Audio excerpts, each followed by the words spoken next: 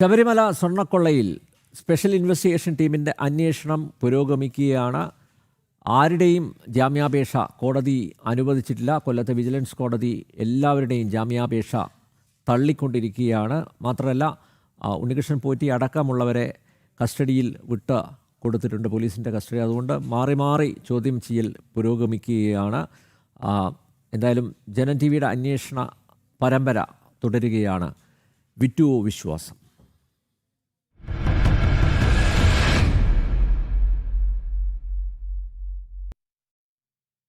Sabarimala സ്വർണ്ണക്കവർച്ചയിൽ Devaswom board മുൻ president PS പ്രശാന്തിനെ ചോദ്യം ചെയ്യാനായി SIT ഉടൻ നോട്ടീസ് അയക്കും. കഴിഞ്ഞ ദിവസം ഉണ്ണികൃഷ്ണൻ പോറ്റിയെയും മുരാരി ബാബുവിനെയും ചോദ്യം ചെയ്തതിന് പിന്നാലെയാണ് ദേവസ്വം മുൻ പ്രസിഡന്റിനെയും ചോദ്യം ചെയ്യാനായി ഒരുങ്ങുന്നത്. സ്മാർട്ട് ക്രിയേഷൻസ് ഉടമ പങ്കജ് ഭണ്ഡാരിയെയും വീണ്ടും ചോദ്യം ചെയ്യും. വിവരങ്ങൾ MS വീണ നൽകും. വീണ തിരുവനന്തപുരത്ത് നിന്ന് നൽകും. വീണയിലേക്ക് പോവുകയാണ്. വീണ,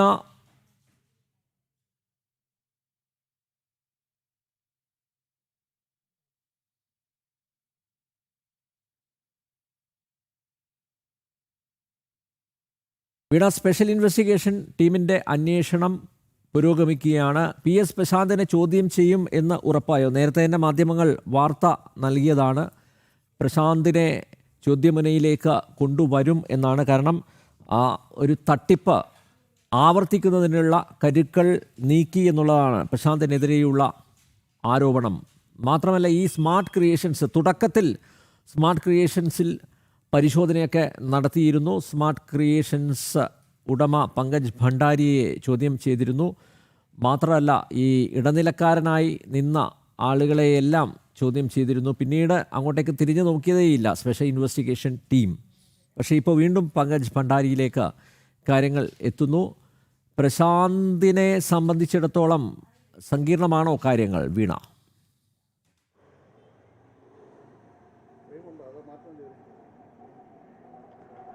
അനിൽ നമ്പ്യാർ, അങ്ങനെ തന്നെ പറയേണ്ടി വരും. കാരണം ഇതുവരെ ബോർഡ് അംഗങ്ങളെയും ഒപ്പം തന്നെ അതുപോലെ തന്നെ സ്പോൺസറെയും അടക്കം കേന്ദ്രീകരിച്ചുള്ള അന്വേഷണമാണ് നടന്നതെങ്കിൽ ഇപ്പോൾ തൊട്ടു മുന്നേ സ്ഥാനമൊഴിഞ്ഞ തിരുവിതാംകൂർ ദേവസ്വം ബോർഡ് മുൻ പ്രസിഡന്റായ PS പ്രശാന്തിലേക്ക് കൂടി അന്വേഷണം എത്തുന്നു ഏതാണ്ട് ഉറപ്പിക്കേണ്ടി വരും. കാരണം ഇതുമായി ബന്ധപ്പെട്ടുള്ള വിവരങ്ങൾ ഉണ്ണികൃഷ്ണൻ പോറ്റിയും ഒപ്പം തന്നെ മുരാരി ബാബുവും നൽകിയെന്നാണ് നമുക്ക് മനസ്സിലാക്കാൻ സാധിക്കുന്നത്. കഴിഞ്ഞ ദിവസം ഇതുമായി ബന്ധപ്പെട്ട് നടന്ന ഇടപാടുകളെക്കുറിച്ചുള്ള കൂടുതൽ വിവരങ്ങൾ അന്വേഷണ സംഘം വീണ്ടും ഇവരിൽ നിന്ന് തേടുകയും ആ ഒരു ഘട്ടത്തിൽ PS പ്രശാന്തുമായി ബന്ധപ്പെട്ടുള്ള വിവരങ്ങൾ ഉണ്ണികൃഷ്ണൻ പോറ്റി ആവർത്തിച്ചു എന്നാണ് നമുക്ക് മനസ്സിലാക്കാൻ സാധിക്കുന്നത്. അതിൽ ഏറ്റവും പ്രധാനപ്പെട്ട കാര്യം ദ്വാരപാല ശില്പങ്ങൾ 2014 സ്വർണം പൂശുന്നതുമായി ബന്ധപ്പെട്ട കാര്യങ്ങളായിരിക്കും. ഈ 2024 കാര്യങ്ങളായിരിക്കും SIT സംഘം കൂടുതലുമായും PS പ്രശാന്തിൽ നിന്നും ചോദിച്ചറിയുക. മൊഴിയെടുക്കുവാനുള്ള പ്രാരംഭിക നടപടിക്രമങ്ങളൊക്കെ SIT സംഘം ആരംഭിച്ചു എന്നാണ് നമുക്ക് അറിയാൻ സാധിക്കുന്നത്. അതായത് ഈ ഉണ്ണികൃഷ്ണൻ പോറ്റിക്ക് എങ്ങനെയാണ് ഇതുമായി ബന്ധപ്പെട്ട് കൂടുതൽ സ്വാതന്ത്ര്യം നൽകിയത്, ഉണ്ണികൃഷ്ണൻ പോറ്റിക്ക് ഇതുമായി ബന്ധപ്പെട്ടുള്ള കാര്യങ്ങളൊക്കെ ദേവസ്വം ബോർഡ് പ്രസിഡന്റ് എന്ന നിലയിൽ ദേവസ്വം ബോർഡ് പ്രസിഡന്റ് ആയിരുന്ന PS പ്രശാന്ത് അതുമായി ബന്ധപ്പെട്ടുള്ള കാര്യങ്ങൾ എത്തരത്തിലുള്ള സ്വാതന്ത്ര്യങ്ങളാണ് ചോദിച്ച് മനസ്സിലാക്കുന്നുണ്ടെന്നാണ് നമുക്ക് മനസ്സിലാക്കാനാണ് അന്വേഷണ സംഘത്തിന്റെ തീരുമാനം. ഇതുമായി ബന്ധപ്പെട്ടുള്ള നടപടിക്രമങ്ങൾ SIT സംഘം ആരംഭിക്കുമെന്നാണ് നമുക്ക് അറിയാൻ സാധിക്കുന്നതും. ഉണ്ണികൃഷ്ണൻ പോറ്റിക്ക് ഇത് ഈ 2024 ഈ ഒരു സ്വർണം മങ്ങി എന്ന്, അതായത് ദ്വാരപാല ശില്പങ്ങളുടെ ശോഭയിൽ തിളക്കം മങ്ങി എന്ന് പറയുകയും തുടർന്ന് ഇത് വീണ്ടും പാലക ശില്പങ്ങളുടെ ശോഭയിൽ തിളക്കം മങ്ങി എന്ന് പറയുകയും തുടർന്ന് ഇത് വീണ്ടും ഇളക്കിക്കൊണ്ടുപോയി സ്വർണം പൂശുന്നതിനുള്ള കാര്യങ്ങൾക്കൊക്കെയുള്ള സ്വാതന്ത്ര്യം കൊടുത്തത് ഉണ്ണികൃഷ്ണൻ പോറ്റിക്കാണ്. തുടർന്ന് ഇതുമായി ബന്ധപ്പെട്ട് ഉണ്ണികൃഷ്ണൻ പോറ്റി എത്തുന്നു, ഇത് ഇളക്കിക്കൊണ്ട് പോകുന്നു, സ്മാർട്ട് ക്രിയേഷനിലേക്ക് എത്തിക്കുന്നു. പിന്നെ ഈ ഒരു സ്വർണത്തിന് എന്ത് സംഭവിച്ചു എന്നുള്ള കാര്യങ്ങളാണ് നമ്മൾ ഇക്കഴിഞ്ഞ കാലയളവിലടക്കം സംസാരിച്ചിട്ടുള്ളത്. എന്നാൽ ഇതിൻ്റെ ഇടയ്ക്ക് വിട്ടുപോയതാണ് ഈ ഒരു സ്മാർട്ട് ക്രിയേഷൻ ഉടമ പങ്കജ് ഭണ്ഡാരിയിലേക്ക് അടക്കം അന്വേഷണം എത്തേണ്ടതുണ്ട്. ഇദ്ദേഹത്തെ ഇടയ്ക്ക് അന്വേഷണ സംഘം വിളിച്ചു വരുത്തി മൊഴിയെടുക്കും എടുക്കുന്ന ഒരു നടപടിക്രമങ്ങളിലേക്ക് കടന്നുവെങ്കിൽ പോലും വിശദമായ ഒരു അന്വേഷണത്തിലേക്ക് കടന്നിട്ടില്ലായിരുന്നു. മുൻ ദേവസ്വം ബോർഡ് ഭാരവാഹികളെയും ഒപ്പം തന്നെ സ്പോൺസറായ ഉണ്ണികൃഷ്ണൻ പോറ്റിയെയും ഒക്കെ കേന്ദ്രീകരിച്ചുള്ള അന്വേഷണമാണ് നടന്നുകൊണ്ടിരുന്നത്. ഈ തദ്ദേശ തിരഞ്ഞെടുപ്പിന്റെ സമയമൊക്കെ ആയതിനാൽ തന്നെ അന്വേഷണം മന്ദഗതിയിൽ പോകുന്ന ഒരു സാഹചര്യം കൂടിയായിരുന്നു. ഇപ്പോൾ ഇക്കാര്യങ്ങളൊക്കെ കഴിഞ്ഞതിന് ശേഷം അതുമായി ബന്ധപ്പെട്ട് വിമർശനങ്ങളൊക്കെ ഉയർന്ന സാഹചര്യത്തിലാണ് അന്വേഷണത്തിന് വീണ്ടും വേഗത വർദ്ധിക്കുന്നു എന്ന് നമുക്ക് മനസ്സിലാക്കാൻ സാധിക്കുന്ന ആ ഒരു സാഹചര്യത്തിലാണ് ഇപ്പോൾ ഈ ഒരു സ്വർണം ഇതുമായി ബന്ധപ്പെട്ട്, അതായത് 2024 സ്വർണത്തിന് ശോഭ കുറഞ്ഞു പോയി, അത് മങ്ങി എന്ന പേരിൽ ഇത് വീണ്ടും പൂശുന്നതിനായി ഉണ്ണികൃഷ്ണൻ പോറ്റിയെ വിളിച്ചു വരുത്തുന്നു. ഉണ്ണികൃഷ്ണൻ പോറ്റി വഴി സ്മാർട്ട് ക്രിയേഷനിലേക്ക് എത്തുന്നു.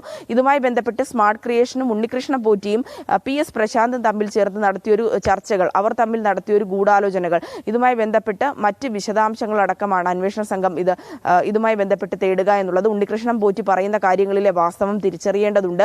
PS പ്രശാന്ത് അക്കാര്യങ്ങൾ ആവർത്തിക്കുകയാണോ, അക്കാര്യങ്ങളിൽ വ്യക്തത കുറവുണ്ടോ, ഇക്കാര്യങ്ങളായിരിക്കും പ്രധാനമായും അന്വേഷണ സംഘം മനസ്സിലാക്കുക. ഇവർ രണ്ടുപേരുടെയും മൊഴിയുടെ അടിസ്ഥാനത്തിൽ നിന്നും ഒപ്പം തന്നെ പങ്കജ് ഭണ്ഡാരി, അതായത് സ്മാർട്ട് ക്രിയേഷന്റെ ഇതുമായി ബന്ധപ്പെട്ട് ചുമതലയിലുള്ള ആളിൽ നിന്നും കൂടുതൽ വിശദാംശങ്ങൾ ചോദിച്ചറിയും. അതായത് ഏത് സാഹചര്യത്തിൽ അവിടെ കൊണ്ടെത്തിച്ചു, എത്ര ദിവസത്തെ പണിയാണ് ഉണ്ടായിരുന്നത്, ഇതുമായി ബന്ധപ്പെട്ടുള്ള എഗ്രിമെന്റുകൾ എങ്ങനെയായിരുന്നു, ഉണ്ണികൃഷ്ണൻ പോറ്റി മാത്രമാണോ എത്തിയത്, സഹായികൾ ഒപ്പം ഉണ്ടായിരുന്നു, ദേവസ്വം ബോർഡിൽ നിന്നുള്ള പ്രതിനിധികൾ ആരെങ്കിലും ഉണ്ടായിരുന്നു, ആ ബോർഡ് അംഗങ്ങളെ, ബോർഡ് പ്രസിഡന്റ് എന്ന നിലയിൽ PS പ്രശാന്ത് എന്തെങ്കിലും തരത്തിലുള്ള ഇടപെടലുകൾ നടത്തിയിരുന്നു, ഇക്കാര്യങ്ങളെല്ലാം നോക്കൂ. നേരത്തെ ദേവസ്വം ബോർഡ് മുൻ അംഗം, അതായത് A പത്മകുമാർ പ്രസിഡന്റായിരുന്ന സമയത്ത് അംഗമായിരുന്ന KP ശങ്കരദാസിനെ ഉടൻ ചോദ്യം ചെയ്യും, ശങ്കരദാസിനെ അറസ്റ്റ് ചെയ്യും എന്നുള്ള വാർത്തകളൊക്കെ ഉണ്ടായിരുന്നു. കാരണം ശങ്കരദാസിന് കൃത്യമായിട്ട് അറിയാമായിരുന്നു പത്മകുമാർ എഴുതിയത്, അതായത് ഇത് സ്വർണ്ണമല്ല ചെമ്പാണ് എന്ന് എഴുതിയതിനെക്കുറിച്ച് വ്യക്തമായ ബോധ്യം ശങ്കരദാസിനുണ്ടായിരുന്നു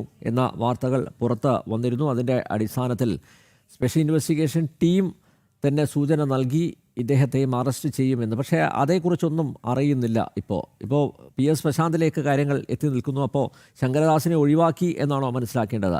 മാത്രമല്ല, നേരത്തെ പറഞ്ഞതുപോലെ ഈ ഉണ്ണികൃഷ്ണൻ പോറ്റിയുടെ സഹായികൾ ഉണ്ട്. ആ സഹായികൾ ഇപ്പോഴും കാണാമറയത്താണോ, അവരെ ചോദ്യം ചെയ്യുന്നുണ്ടോ? ഇതുമായി ബന്ധപ്പെട്ട് സ്പെഷ്യൽ ഇൻവെസ്റ്റിഗേഷൻ ടീം എന്തെങ്കിലും സൂചന നൽകുന്നുണ്ടോ? മറ്റൊരു കാര്യം, CBI അന്വേഷണം ആവശ്യപ്പെട്ട് BJP സംസ്ഥാന അധ്യക്ഷൻ രാജീവ് ചന്ദ്രശേഖർ ഹൈക്കോടതിയെ സമീപിച്ചിട്ടുണ്ട്.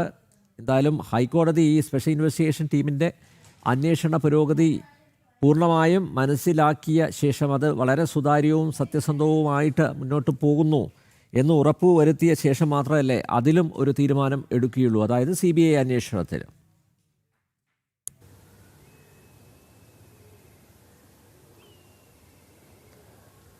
അതാണ് അനിൽ നമ്പ്യാർ. കാരണം ഇതുമായി ബന്ധപ്പെട്ട് നേരത്തെ സൂചിപ്പിച്ചതുപോലെ തന്നെയാണ് ഇപ്പോൾ അന്വേഷണം കേന്ദ്രീകരിച്ചു പോകുന്നത് PS പ്രശാന്തിലും അതുപോലെ തന്നെ ഉണ്ണികൃഷ്ണൻ പോറ്റിയിലും മുരാരി ബാബുവിലും ഒക്കെയാണ്.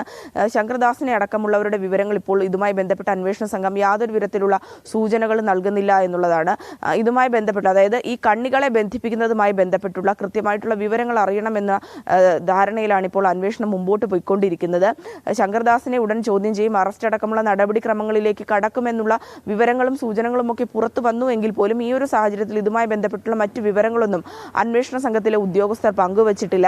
നിലവിൽ ഇപ്പോൾ പറഞ്ഞിരിക്കുന്ന ഒരു നടപടിക്രമങ്ങളുമായി മുന്നോട്ട് പോകാനാണ് അന്വേഷണ സംഘത്തിന്റെ തീരുമാനം. ഒപ്പം തന്നെ കൂട്ടാളികളെ കണ്ടെത്തേണ്ടതുണ്ട്. അതായത് ഉണ്ണികൃഷ്ണൻ പോറ്റിക്ക് ഇതുമായി ബന്ധപ്പെട്ട് ഒറ്റയ്ക്ക് ചെയ്യാൻ ഇക്കാര്യങ്ങളൊന്നും സാധിക്കില്ല എന്ന് തുടക്കം മുതലേ പറയുന്നതാണ്. ഉണ്ണികൃഷ്ണൻ പോറ്റിക്ക് സഹായികളുണ്ട്, ആ സഹായികൾ ആരാണെന്നുള്ളത് കണ്ടെത്തേണ്ടതുണ്ട്. ഇതുമായി ബന്ധപ്പെട്ട് കൃത്യമായിട്ടുള്ള സൂചനകളും അന്വേഷണ സംഘത്തിന് ലഭിച്ചു എന്ന് പറയുമ്പോൾ പോലും ഇപ്പോഴും കാണാമറയത്ത് തന്നെയാണ് ഈ സഹായികൾ. ആ സഹായികളെ ഇതുവരെയും കണ്ടെത്താൻ സാധിച്ചിട്ടില്ല. ഇതിന് പിന്നിൽ എന്തെങ്കിലും ഈ ഒരു സർക്കാരിൻ്റെയോ അല്ലെങ്കിൽ ബാഹ്യമായിട്ടുള്ള എന്തെങ്കിലും സമ്മർദ്ദങ്ങൾ SIT സംഘത്തിന് ഇത് നേരിടേണ്ടി വരുന്നുണ്ടോ എന്നുള്ള ചില സംശയങ്ങളുമൊക്കെ ചില സാഹചര്യത്തിൽ ഉയർന്നു വന്നതാണ്. എന്നാൽ ഇപ്പോൾ ഇതുമായി ബന്ധപ്പെട്ട് സഹായികളെ കേന്ദ്രീകരിച്ചുള്ള അന്വേഷണത്തിലേക്ക് കടക്കുന്നില്ല. ആ സൂചനകൾ മാത്രമാണുള്ളത്. PS പ്രശാന്തിനെ വിളിച്ചു വരുത്തുക, ഒപ്പം തന്നെ മൊഴിയെടുക്കുക, വിശദമായിട്ടുള്ള മൊഴിയെടുക്കുക, ഈ പറഞ്ഞ കാര്യങ്ങളിലെ മുരാരി ബാബുവും ഒപ്പം തന്നെ ഉണ്ണികൃഷ്ണൻ പോറ്റിയും പറഞ്ഞ കാര്യങ്ങളിലെ വിശദാംശങ്ങൾ ചോദിച്ചറിയുക എന്നതിലുള്ള കാര്യങ്ങൾക്കാണ് ഇപ്പോൾ അന്വേഷണ സംഘം പ്രഥമ പരിഗണന കൊടുത്തിരിക്കുന്നത്. അതുപോലെ തന്നെ അനിൽ നമ്പ്യാർ സൂചിപ്പിച്ച മറ്റൊരു പ്രധാനപ്പെട്ട കാര്യം, ഇതുമായി ബന്ധപ്പെട്ട് CBI അന്വേഷണം BJP ആവശ്യപ്പെട്ടിരിക്കുകയാണ്. BJP സംസ്ഥാന അധ്യക്ഷൻ തന്നെ ഇതുമായി ബന്ധപ്പെട്ടുള്ള നിയമ പോരാട്ടവും ആരംഭിച്ചിരിക്കുകയാണ്. കാരണം നിലവിലെ അന്വേഷണത്തിന് കാലാവധി 6 ആഴ്ചയാണ് കൊടുത്തിരുന്നത്. എന്നാൽ ഇതുമായി ബന്ധപ്പെട്ട് 6 ആഴ്ചയായിരുന്ന ആദ്യ സമയത്ത് പോലും അന്വേഷണം മന്ദഗതിയിൽ പോകുന്ന ഒരു സാഹചര്യമുണ്ട്. ഈ ബോർഡ് അംഗങ്ങളെ മാത്രം, മുൻ ബോർഡ് അംഗങ്ങളെയും ഒപ്പം തന്നെ അതിലെ ഉദ്യോഗസ്ഥരെയും മാത്രം ചുറ്റിപ്പറ്റിയുള്ള അന്വേഷണമാണ് നിൽക്കുന്നത്. ആ അന്വേഷണത്തിൽ പോലും വ്യക്തതയില്ല, ആ സംശയങ്ങൾ നിലനിൽക്കുന്നുണ്ട്. കൃത്യമായിട്ടുള്ള അതുമായി ബന്ധപ്പെട്ടുള്ള കൃത്യമായിട്ടുള്ള നടപടിക്രമങ്ങളിലേക്ക് അടക്കം പോകുന്നില്ല എന്നുള്ള വിമർശനങ്ങൾ കൂടി ശക്തമായിരുന്ന സാഹചര്യം ഉണ്ടായിരുന്നു.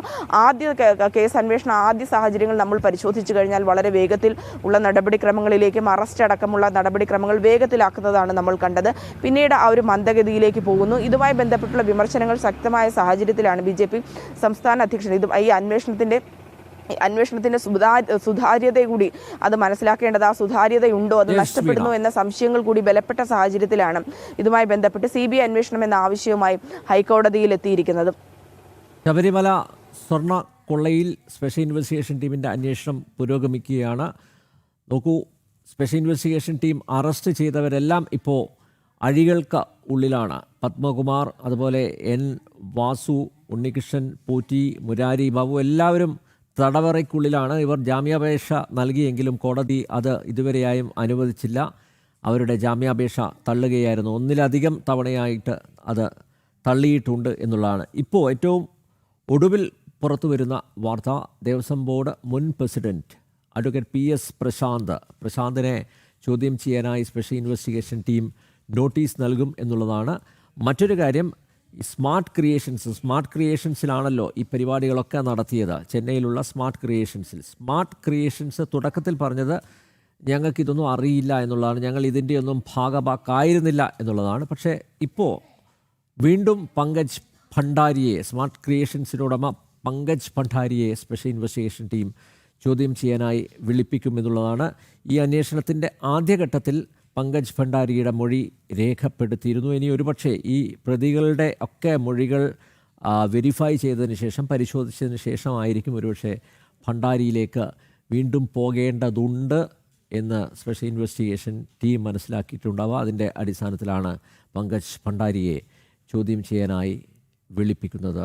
കാത്തിരുന്ന് കാണാം ഇനി ആരൊക്കെ ഉണ്ട് സ്പെഷ്യൽ ഇൻവെസ്റ്റിഗേഷൻ ടീമിൻ്റെ ചോദ്യ മുനയിൽ എന്ന് നമുക്ക് കാത്തിരുന്ന് കാണാം.